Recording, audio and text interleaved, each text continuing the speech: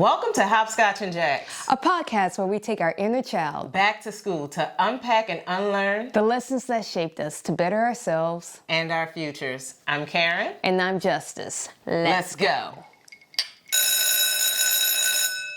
All right, today's core curriculum is child and adolescence development.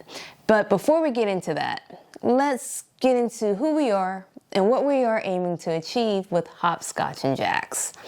So let's do the morning announcements. You want to do the morning? All right, let's do it. Let's do it. Let's go.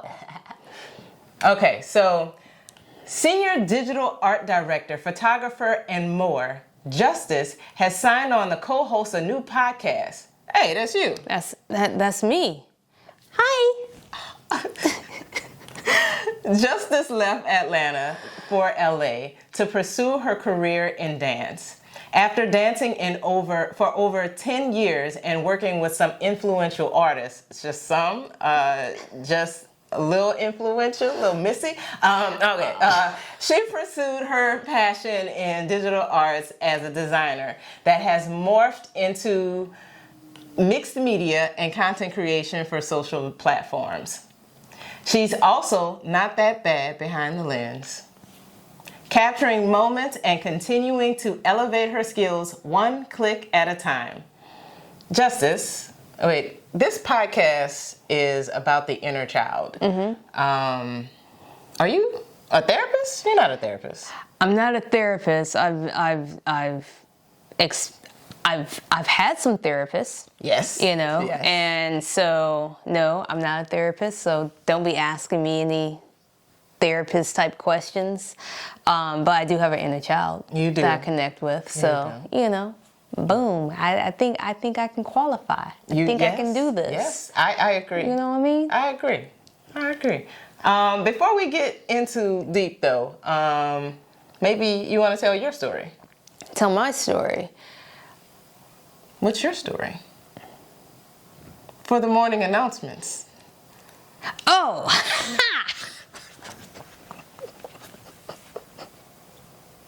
I'm thinking, do I have a story right now? Thought I had to introduce you. Oh, okay. We should leave that in. Yeah, all right. What is my story? I don't know. So, also jumping into the overcrowded podcast waters is an independent content creator, Caryn K. Hayes. The fans are going wild. What? That's you. That is me. And the Emmy award goes to... Oh, this is heavy. Caryn is a writer, director, and producer behind the web series Breaking Point, Entangled with You, and the short film Clean Hands. Her favorite stories to tell are character-driven dramedies with strong Black women, POC, and LGBTQ characters in leading roles. Recurring themes in Caryn's work are found family, healing from traumas, and complicated interpersonal dynamics. Her goal is to always create content that she wants to see, dispel stereotypes, and normalize the minority. Caryn. So you're a professional with the pen, and you're a professional on set. So you're a self-help professional too? No.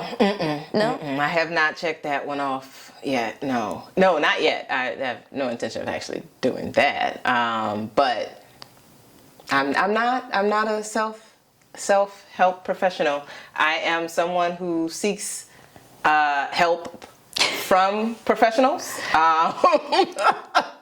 That's her profession right there. Right. I mean, it should. I would love to be paid for it. I gotta say, some self-work should definitely come with some help on those bills. But no, I'm not. I am someone who also has an inner child, like you said, and only thing we're doing here is sharing our stories. So that's not. I don't think I need to have a license for that. And you don't, friend. Right. We're just sharing our tales with the interwebs. Yeah, and it's entertaining. Yes, hopefully. And Y'all gotta tell us. You're going to have to tell us, and hopefully we will be elevating people's spirits and helping them along the way as much as we can. But again, for legal reasons, I ain't no therapist, okay? Seek a relationship with a mental health professional. Yeah. An MHP. Boom. So let's get into story time. You just mentioned it. We're going to share our stories and everything. And this is a segment that we do call story time. So what happened last week, Caryn? So we shot an episode last week. And after we finished, I was like, I don't know if I feel good about it. I got home and I was just like, I sounded angry and bitter. And I had no doubt that I was. And I immediately text Justis and I was like, I have got to redo that episode because I don't want the internet to think that I'm angry and bitter. She didn't want to be considered an angry black woman. Right? Even though she is. I do be angry sometimes, and I am black and I am a woman, but that doesn't make me the stereotype. Anyway, we're not getting into all of that. The point is, after we shot the episode, I was just like, I just have to redo it. And then I was like, you know what? Actually, I had to realize what happened. And what happened was my inner child showed up while we were shooting that episode and was just like, she could not wait to say religious people are hypocrites. And I had to let you know that. And I had to say, we got to do it again. And you was like, no, just rewatch it and see. And, honestly, I rewatched it and I was like, it's not quite that bad. But yeah, I just felt like this is what we're doing. We'd filmed a couple episodes already, and then it was like we felt really good about it, but we realized that we hadn't really introduced ourselves, and I thought that let's go ahead and do this. Yeah, let's let people know who we are. Yeah, what we're here to do, and explain ourselves. Well, I don't want to say we're explaining ourselves. It's just more like we just started shooting the episodes, and they are coming out very soon. We do plan to still release them, but we wanted to do an episode that kind of talked about who we are, what we're doing, why we're doing it, and be responsible by explaining that we're not professionals in any way. In this arena, we're just people who have inner children who want to share our stories with the world. So and depending on what's going on in the world will always influence our topics and the things that we're going to discuss. And a lot of times, I think our reaction to what's going on is also a trigger to our inner child, because what's happening today, for example, we didn't have to experience as a child. So it's a little conflict. It's like my inner child's like, what's going on? And then my adult self is like, how do I handle this? Because I didn't have to experience when I was a kid. So how do I handle what's happening in the world right now? But we're not getting into politics today. But we may in the future. We definitely will. Just to let you know. Yeah, we've seen into the future, and some of those episodes got some politics in it. But It's not a political podcast. This is a podcast where we just talk about our inner child and, why we act the way we do, and what we can do to fix those things. Like we say in the opening, better our futures. Yep. What else do we want to do here?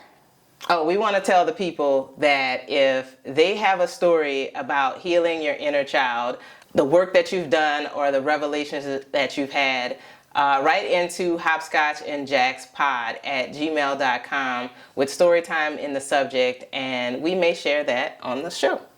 There you go. Yeah. Okay, so, there's the school bell. Oh. It's time for the core curriculum, which is child and adolescent development.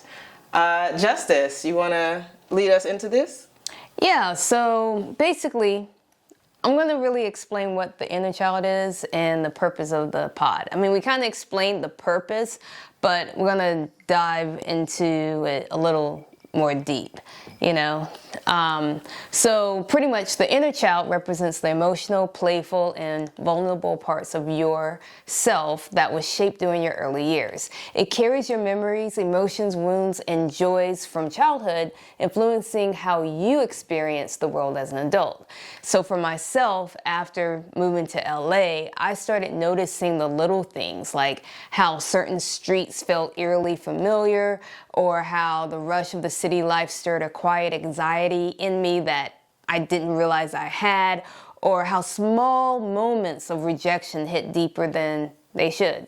And at first I kind of brushed it off, but then I realized these weren't just random reactions, they were echoes of my inner child. The one that craved safety, who learned to read between the lines of the unspoken words, who found comfort in the routine yet longed for adventure. LA didn't just bring new opportunities, it helped me hold up a mirror to myself and reflected the patterns and wounds that I hadn't fully faced when I was in Atlanta. So in that, I found that I had triggers, which gave me clarity.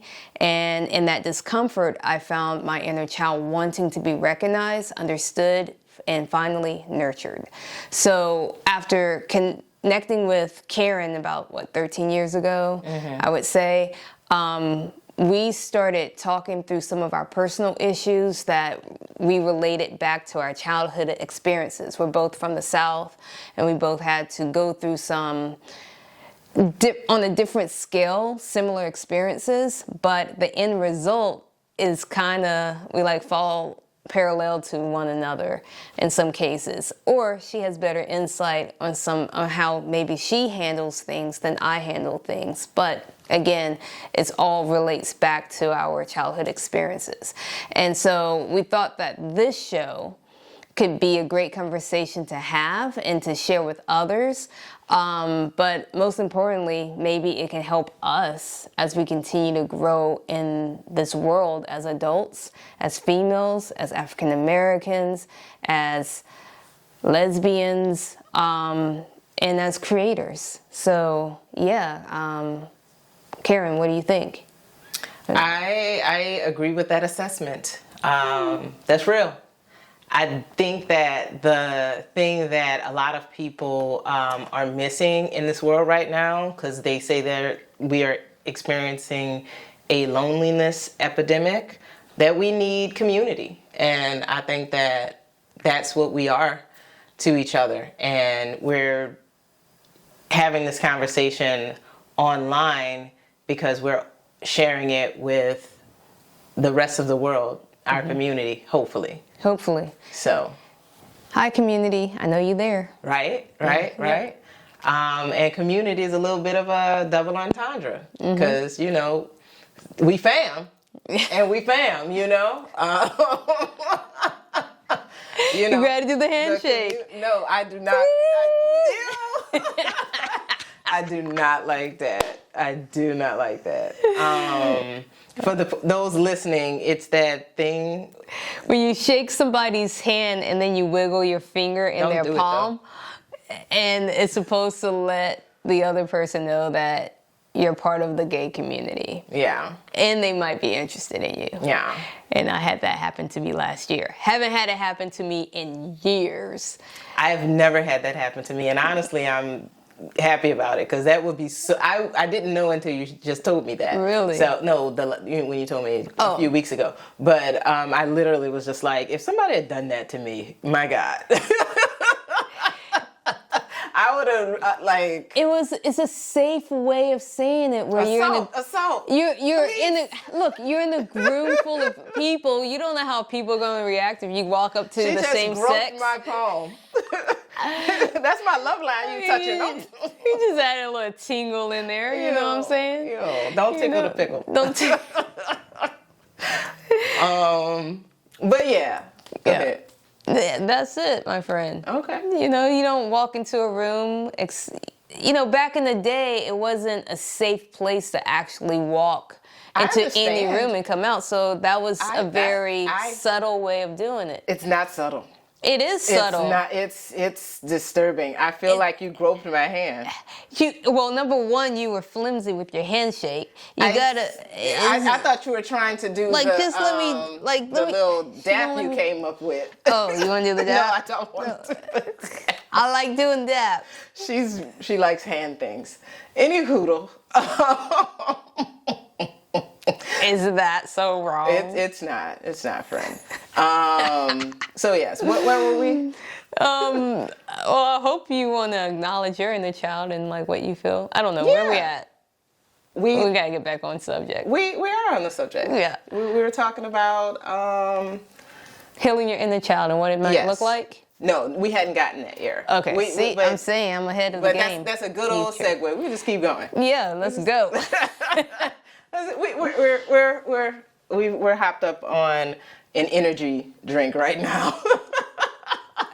I didn't want to shout them out. You know? Okay, yeah. Anyway, sponsor us. Thank you. Mm-hmm. Okay, so we want to talk about what healing your inner child looks like. And that starts with acknowledging that there is an inner child. You know, there are a lot of people who are resistant to therapy and, you know, bettering yourself psychologically and all that. You have to acknowledge that there is something inside of you that might need a little bit of work. And there might be different, it's not just one inner child, it is you at all ages, your experiences that you went through. So you have to recognize that those childhood experiences had an impact on you and who you've grown up to be. You have to resolve to heal whatever pain or memory you're still holding on to. Healing can look different for every person, but some common suggestions from mental health professionals, MHPs, on healing your inner child looks like hearing your inner child out, validating those feelings, seeking out therapy, writing letters to your inner child, journaling as younger you, and reparenting your innie. Much of this list is not exhaustive. It comes from healthline.com.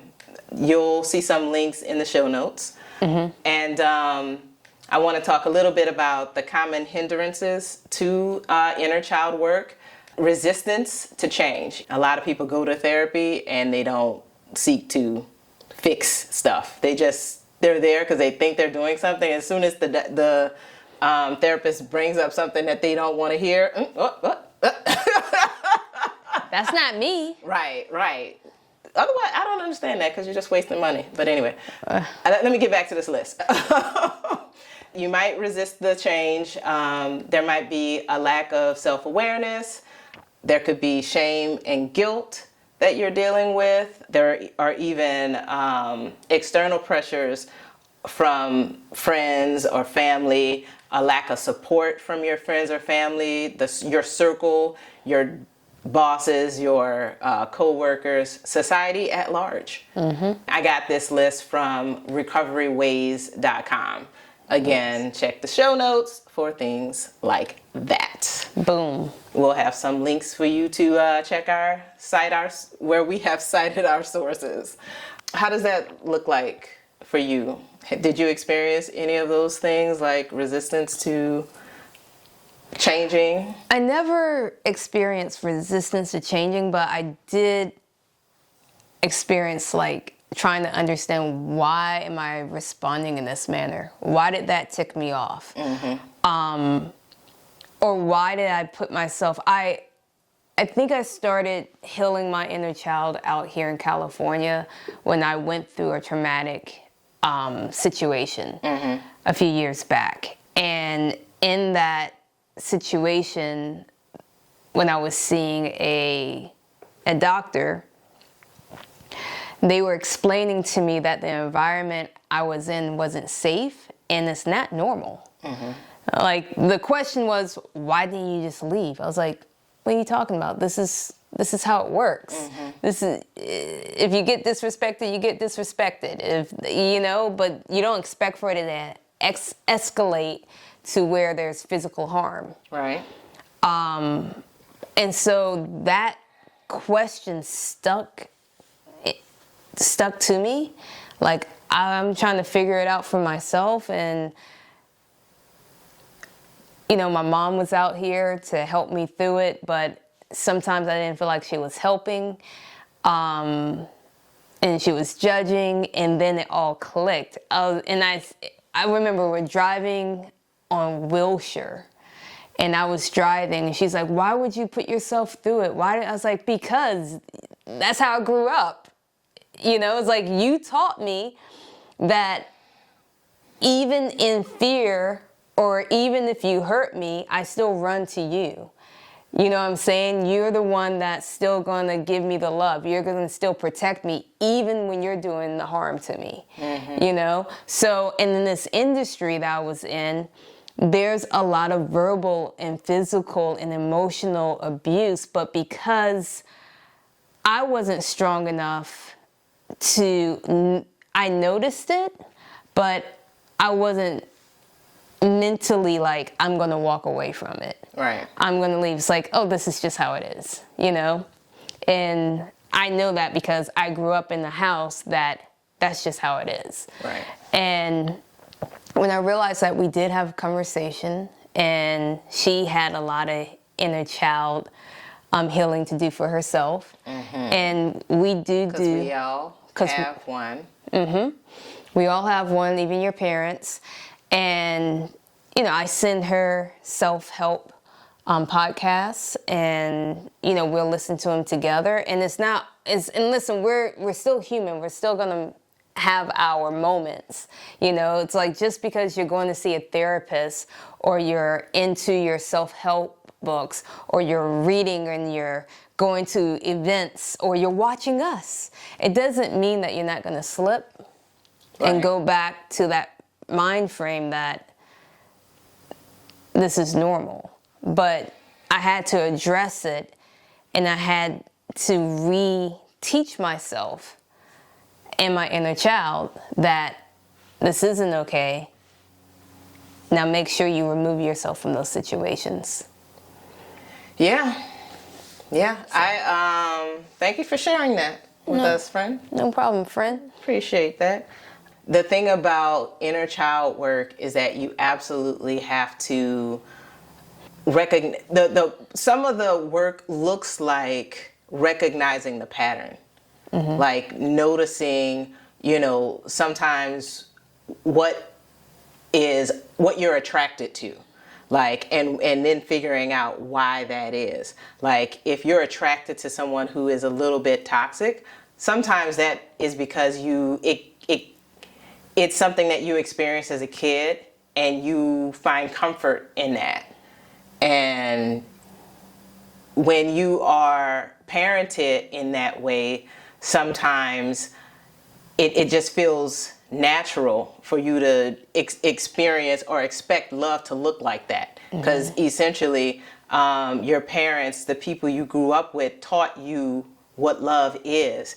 And sometimes that inner child work is getting rid of that, is recognizing it, shining a light on it, saying, this is not the thing that I want.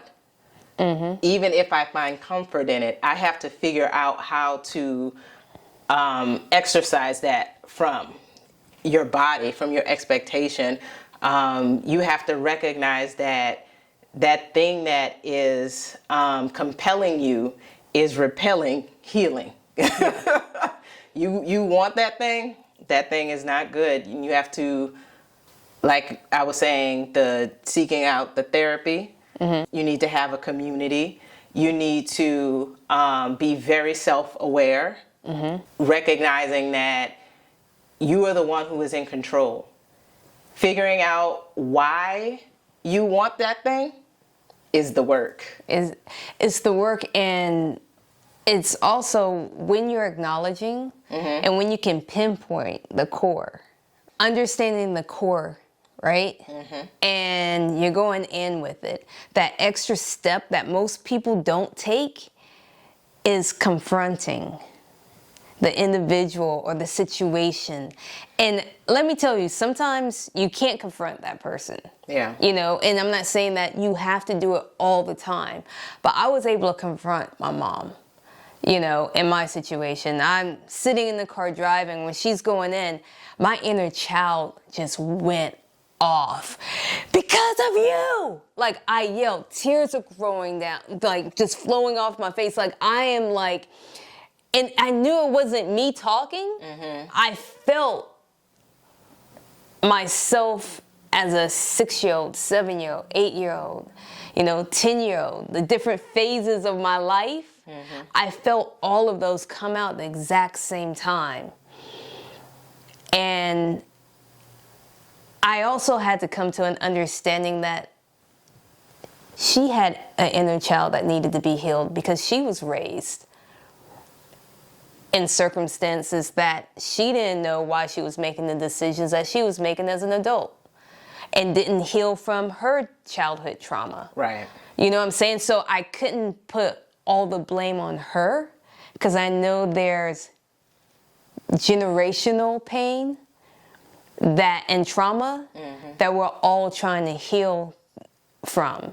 And usually it takes one person in that family to heal from it, to stop it from moving forward. Yes. In the next generation. Breaking generational curses. You know, so doing the work is important. And, you know, and like I said, you're not always going to be able to talk to that person or go to that situation. But fortunate for me, I'm able to talk to her.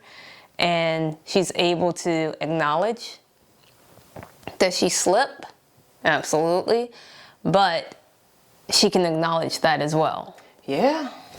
It's very, very, it's a very great thing to have a parent who's willing to work on those things. There are a lot of parents who'd be like, nope, that didn't happen, or nope, you took that wrong, or oh, this is you being, you're exaggerating, you're dramatic, yada, yada. There are a lot of people, it's not just parents, a lot of people who don't take accountability. So if you have one of those, you're pretty lucky. I have one of those as well. She's a dope mama. I told her she's my favorite mama in the world, and she knows this. She's your only mama in the world. Yeah, but she doesn't have to be my favorite. Well, that's true. My mom could be your favorite. Exactly. Let's be very, very clear. You still have a choice. There's a lot of people who, that's one of the reasons why it's something that's in my work, found family. Like, sometimes you have to find that person, you know. And if you were not blessed with one to be born to a great mom, or you didn't get to know her, or she's gone now, whatever it is, like, if you can find another one, that's a rare thing too. Like, good moms are not that easy to come by. But yeah, I think that's dope. I still need to meet your mom. I can't believe I missed her in December. It's not okay. It's not okay. It's not okay. I mean, you're the one that's going on vacations. I think you went on vacation. No, I think you were on the boat. She came earlier than that. I missed her in December because I was gone. Yeah. But I could have seen her whenever she was there earlier. Got it. I was like, I don't appreciate that. It's not okay. Yeah, it's not okay. Yeah, because we went to... You met my mama. I have. Yeah. How dare you? I showed up. I'm just going to show up at your house now. You show up. Justis, mama. I'm here. Should I FaceTime her right now? Would you like right that? Now, after the podcast. All right. Okay, so anyway, what healing my inner child looks like for me. So I've read a lot of books on the situation. I read The Deepest Well, Attached, Healing the Shame That Binds, Complex PTSD, What Happened to You, a bunch of books that all said you need to heal your inner child. So, Did you read them? yeah. You know, in this day and age, people do Oh, I listened audio. Oh, listen. Okay. I listened to There them. we go. Yes. All right. Just wanted to make sure because It's still valid. I'm picturing like big heavy books and you coming in from the library or something and dropping them down. I was like, yeah, she did that. No. Almost like an analog. You know what I'm saying? It's like you went back in time, but no, you did the digital thing. I feel you. I do it too. Yes. It helps. Yes, I read of the books via my ears. So anyway, so I've done a lot of reading on the situation. I am in therapy.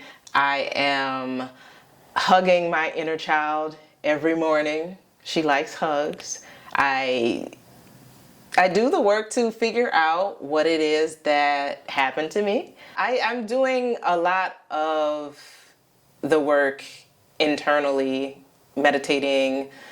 Working out. I work out. She loves working out. Go for walks.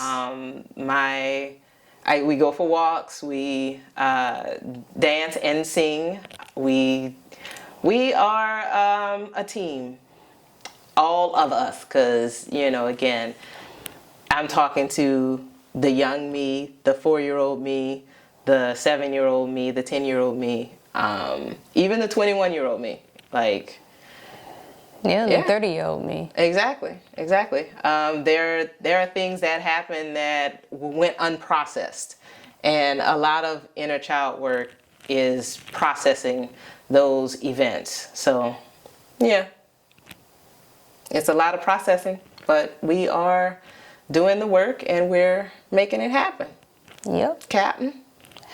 Captain. So yeah, did you have anything else you wanted to share about this justice? Personally, I think there's a lot, as she said, of resources out there. But you have to be willing to do the work. We can talk about it all you want. You can point fingers all you want, but if you don't want to hold yourself accountable, if you don't want to really heal, then it's going to be hard for you to understand your inner child.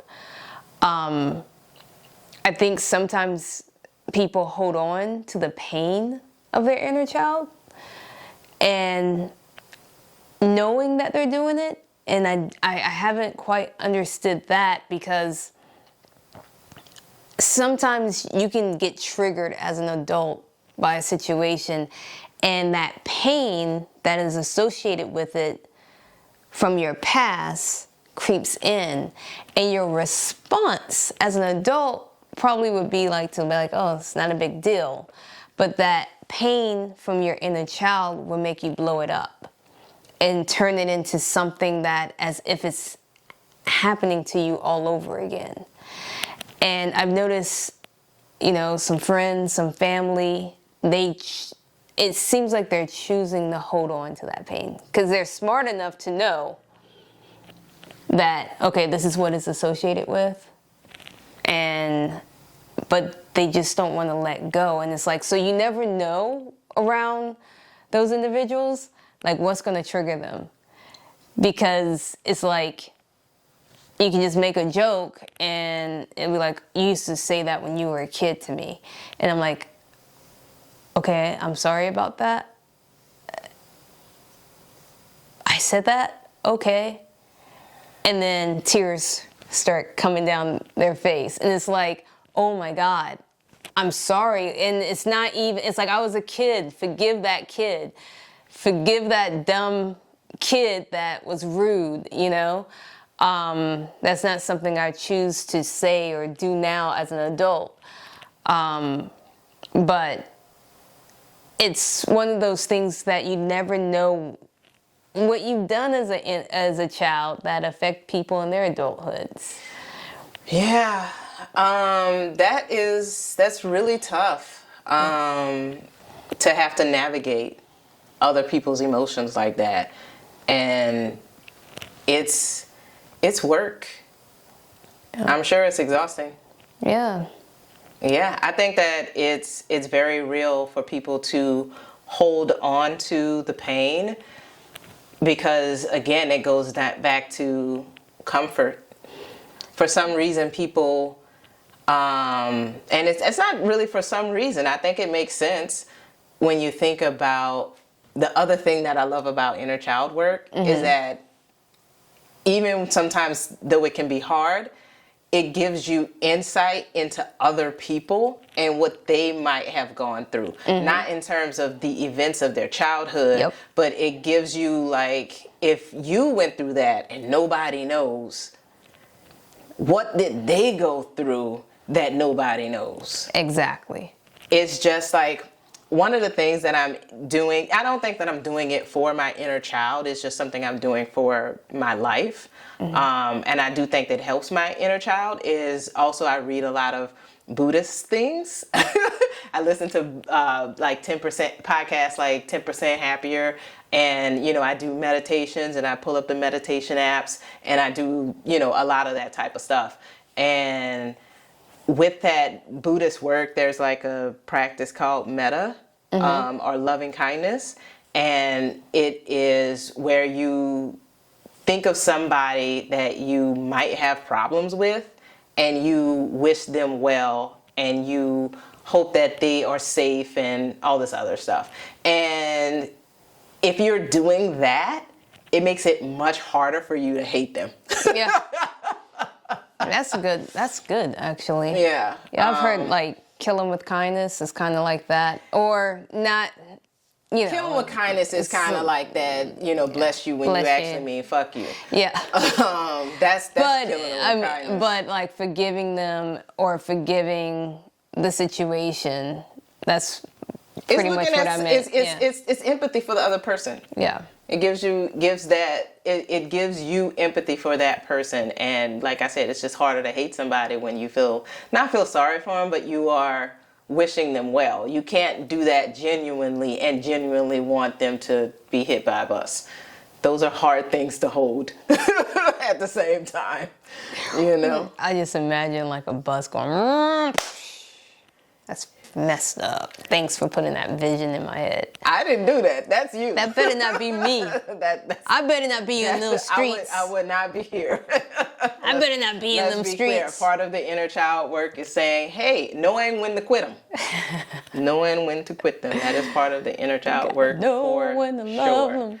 Know when to leave them. But I don't think I said this earlier, but I do think that it's awesome that you talk to your mom about the issues that you've had with her, because it gives her work to do, hopefully, and it should better your relationship. And that is also one of the steps that MHPs suggest, that you talk to the people who raised you about the issues that you've had. Like, it's very important. So yeah, good on you for doing the work there, friend. Thank you. But yeah, I think that those things are very, very important. I would love everyone in the world to start working with their inner child, because I think we'd have a better, kinder world if that was the case.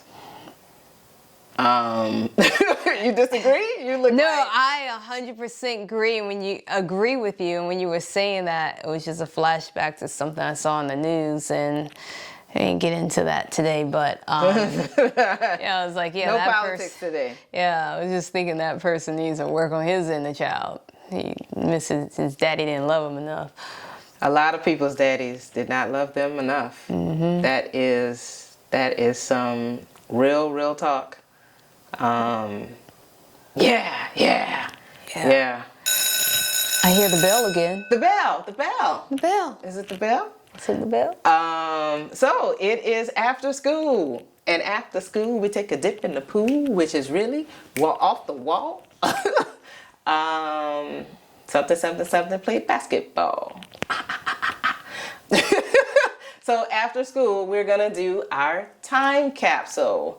And with our time capsule segment, we talk about something that we put in the time capsule years ago. I don't know if your classes did this, but a few of my elementary school classes, they had time capsules, and it would be for this class, and then they'd say we'd dig them up in 20 years, but I don't think that ever happened. It definitely didn't happen. No one called me and said, hey, it's time to open a time capsule. That did not happen. I know it's happened for some generations. In like my high school, we did it.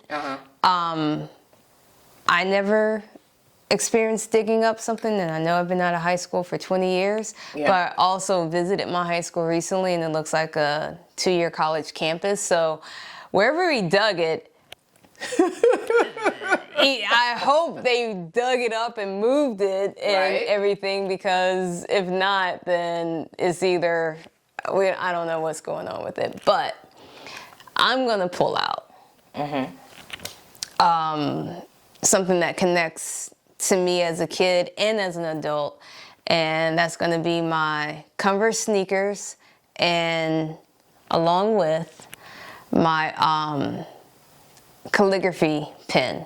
Are these special Converse sneakers? Yeah, they're special Converse sneakers because, as I mentioned, I was a dancer. And as a kid, if I ever got upset or I was sad, I would always turn on a song that could express my feelings better than I could verbalize my feelings, and I would dance it out. Yeah. And so I would put all that energy into a move, and that's the reason why I became a dancer. And pursued it as a real profession and wanted to work with certain artists because they helped me get through some of my issues as a child or situations that was going on with me during that time. And then I say my calligraphy set because I was in the 4th grade, and Mrs. James, she gave me a calligraphy set, the pens, for a thank you gift. Or it's for Christmas, I don't know, because I did a lot of artwork for her. And that brings me back to my inner child, like using my hands to create, and this imagination that I have in my head and being able to physically bring it to life and seeing how that affected my peers, decorating the doors for competition. Like, I don't know whatever we were doing. Maybe it was Valentine's Day. We had to decorate it. And our room would win, you know? But it was reminding me that everything is a blank canvas, and it's what you decide to do with that pen. It's what you decide to do with that pencil, that paintbrush, and everything. And you can create your own journey in life, your own destiny. Yeah. And so keeping those dreams alive. So yeah, comes together. Boom, mic drop. I love that, friend. Thank you, friend. I love that. We decorated doors at our school and one of my schools too. Yeah. That's dope. See, that's why we got so many similar stories. Yeah. Yeah. It's weird. It's weird, man. It's weird. Oh gosh, dude. Okay. So, my nostalgic callback is diaries. I used to get so many diaries as a kid. I got diaries from people who, for gifts for my birthday, for Christmas, and it'd be people who knew that I was aspiring to be a writer, and they would just give me diaries. So I had so many diaries, and I never wrote in any of them. I think I was afraid of them not being private. The locks they were always like really pink and girly, and they'd have like flowers or unicorns and like all kinds, like it was very, very girly, and they'd have these little tiny little locks, and it just never felt safe. It felt like You wanted to keep your thoughts safe. Yeah. I just never wrote in any of them. So in this, I wanted to share, a little bit of my journey. Okay. And share a letter to the inner child inside of me in the pink diary that I never wrote in. Yeah. Wait. Let me get ready. Yeah. Get ready. Get ready. Okay. Dear little me, this is future you. I've got good news, bad news, and really bad news. The first two is that you made it to California and you're gay. I know that you think that the good news is that you live in California, but it's not. That you're gay is such a good thing. California is only bad because there is no other there is no other warm blue state to run to. It's not a great time right now. The really bad news is that you can't afford California. I know things are hard right now, and you've been through a lot, more than you should ever have to deal with. You think you're bad and a burden, and that everyone else is more deserving than you. But that's not true. You are good and deserve everything. You don't have to make yourself small in order to fit. You are worthy of it all, socks and drawers. It might be hard to believe it's possible, but I'm going to show you all the love you have always deserved, here, now, and forevermore. P.S. Sorry if it feels like I'm exploiting you. You may not be able to understand what a new stream of income means, but I know you understand stacking paper and how that is for your good too. Love you bunches. Future you. And that is our show.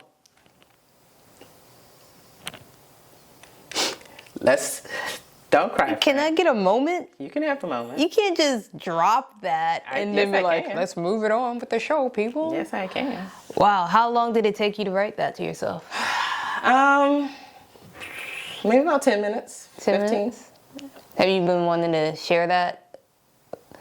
Yeah. I mean, share that with her. Yeah. Not necessarily with y'all. Well, you did share it with her. I did. Say hi. Hello. Wow, that was good. I think listening to that. Oh, may I comment on it? Yes, absolutely. Go for it. I think one of those things where you're highlighting the fact, as a child, did you ever question your sexuality and you felt like you had to keep it a secret? Because you made her let her know, like, this is a good thing. You didn't have to keep it inside. Like, was that something that you were battling as a kid? Not consciously. Like, when I look back on my childhood and I think about my sexuality then, I knew that I was attracted to guys. I knew that I wanted to be strong and a badass. And I knew that girls were where I felt safe. And all of those things are true now, but I didn't acknowledge any attraction to women. Like, it was always, I just want to be near women, but it wasn't because I wanted to be with women. That's better than what I was thinking. That's why I jumped in. I was like, uh-oh. Thank you. I was like, whoa, Raggy, slow it down. Good save. Appreciate you. Boom. I got a fist pump. Okay. She's really into hand things.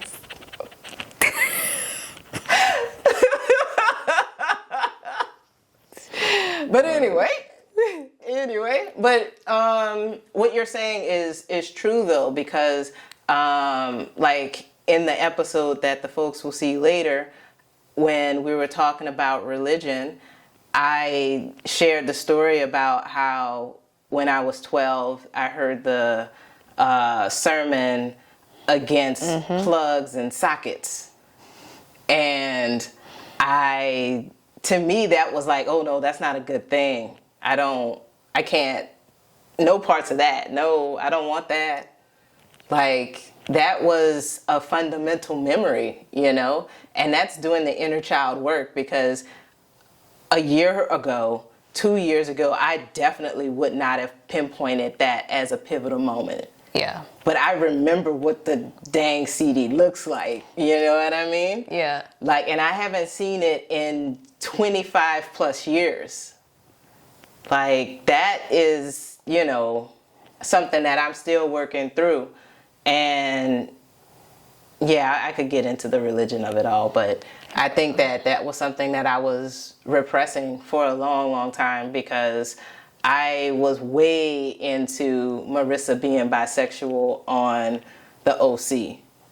Every time somebody kissed, I was like, okay, yes, this is where I locked in. Yes, didn't watch an episode of Buffy until Willow was gay. Like, Xena was, I did not know whether or not I want to be with Xena or be Xena. Understand, like, I was so super fucking gay. But I couldn't be comfortable with that. I was not comfortable with that. That's something that was oof, oof, oof. I don't know if that looked right on camera. I don't know if it looked right. It probably, it didn't. I don't think it Forgive her, people. That's not what it didn't sound right, nor did it look right. Right. That's the wrong. Whatever. This is not OnlyFans. Calm down. That might be next. Oh God. Anyway, I need to Since get you my can't feet afford done. it. I can't. You can afford California. Let me get my feet done. Subscribe, y'all. Please. Anywho, but yeah, the inner child work is recognizing that I made an unconscious decision for a very, very long time to not pursue something that, you know, honestly has made my life better. Yeah. I don't think that 12-year-old me would have been like, no, ew, you can't be gay. I don't think that would be the reaction, because literally I was locked in. Now it's time for recess, and yes, we do recess after school because it is about our self-care. And Justis, you want to tell us what's going on with you? What are you doing for recess right now? How are you doing? What's going on with you?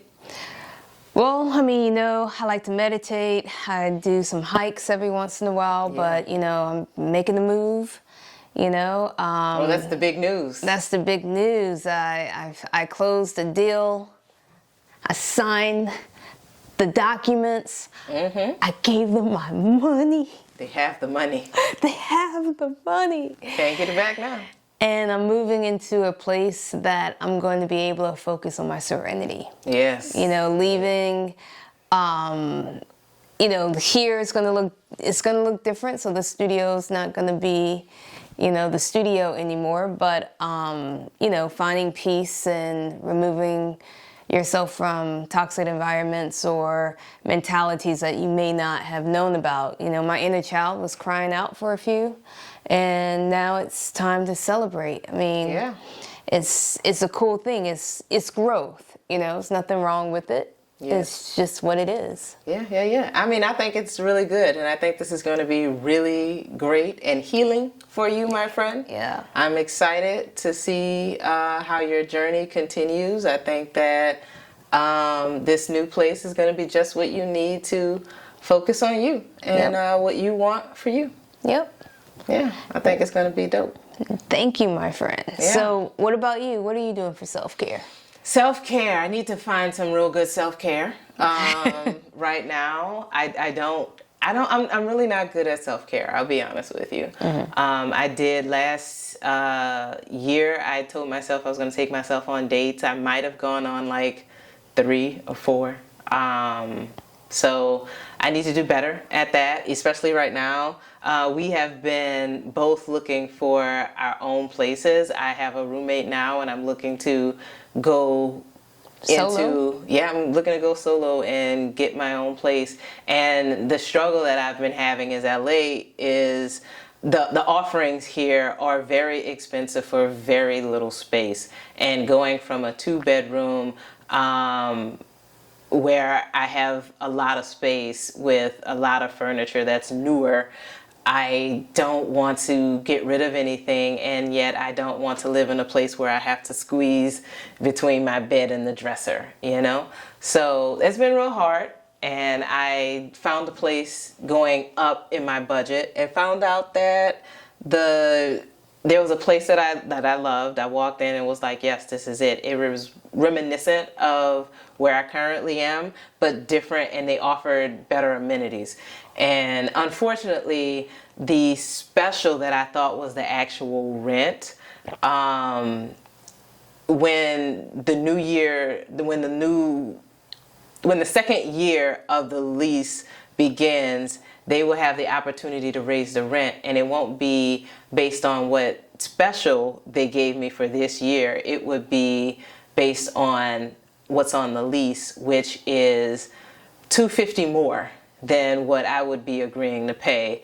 And understand that this was already me going way over my budget because I wanted to have the space. Yeah. Anyway, so turning down that apartment really, really hurt me.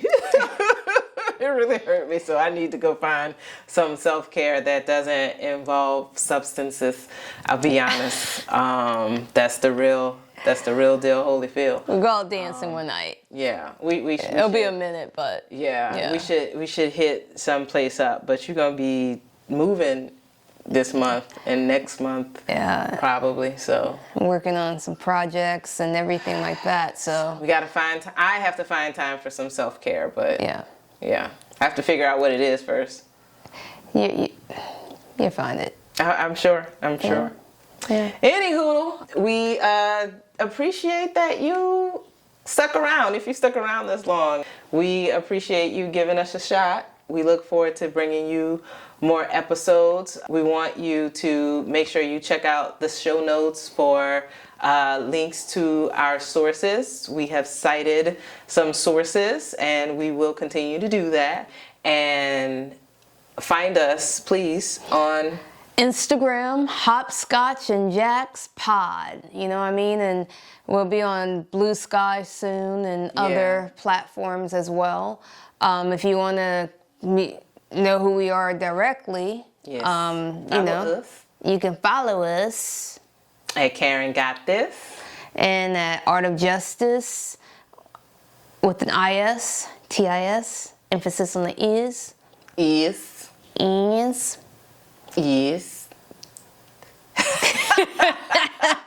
Dorks, we are. Capital D, own it. Boom.